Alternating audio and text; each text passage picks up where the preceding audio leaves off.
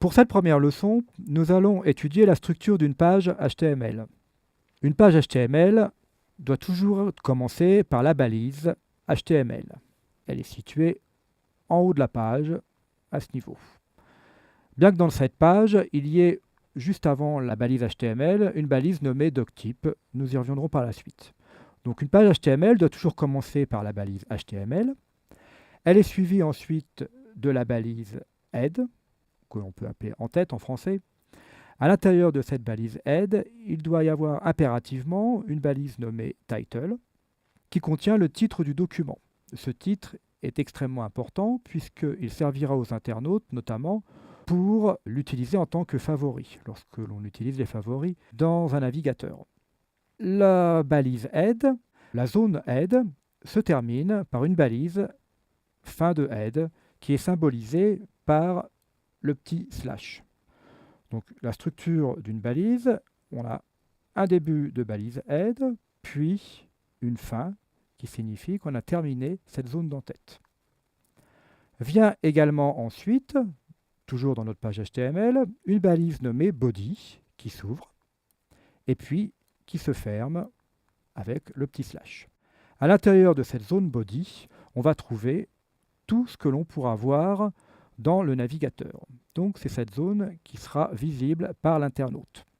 À l'intérieur de cette balise body, on va rencontrer d'autres balises qui permettront d'afficher des images, des vidéos, du texte ou du son.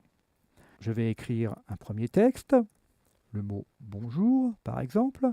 Donc ce mot bonjour, pour qu'il soit correctement affiché dans un navigateur, doit être placé à l'intérieur d'une balise. Donc je vais le mettre à l'intérieur d'une balise nommée H1 qui symbolise une balise de titre. Donc fin de H1. Nous avons en présence actuellement un mot bonjour qui est placé dans un titre H1. D'autres balises existent, très courantes, notamment la balise P qui symbolise un paragraphe. À l'intérieur d'une balise P, on peut donc généralement écrire de nombreux mots, de nombreux textes. Et la balise P se termine par une fin de P, une fin de paragraphe. À l'intérieur d'un tel paragraphe, on peut rencontrer d'autres balises que l'on appelle des balises en ligne, qui permettent notamment d'accentuer le caractère de l'un des mots. Par exemple, je vais spécifier que ce mot est en caractère gras. Voilà, donc, dans le navigateur, nous aurons un premier mot paragraphe qui sera écrit en caractère mince et un second qui sera écrit en caractère bien plus important.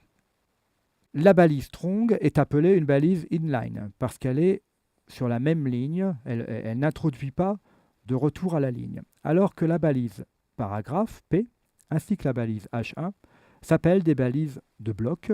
Nous y reviendrons largement au cours de ces différentes leçons.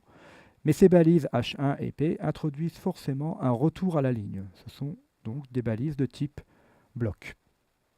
À la fin d'une page HTML, on rencontre la balise fin de HTML qui permet de signifier que la page est terminée.